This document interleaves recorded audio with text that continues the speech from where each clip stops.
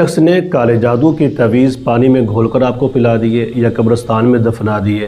یا بکرے کے دل کے اوپر نقش بنا دیا، یا بکرے کی سیری میں رکھ دیتے ہیں، یا گھر کے کسی کونے میں رکھ دیتے ہیں،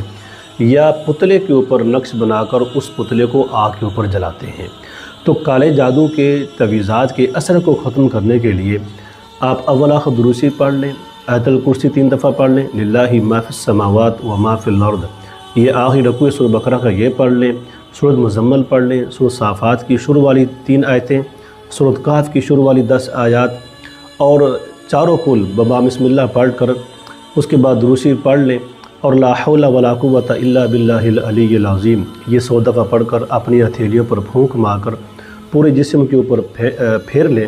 اور اس کے بعد یوں اس کو جھاڑیں، پھر پھیرے 3 دفعہ آپ نے اپنے پورے جسم کے اوپر پھیرنا ہے اور یوں جھاڑنا ہے۔ انشاءاللہ کالے جادو کی تعویذات کا جو اثر ہے وہ ختم ہو جائے گا۔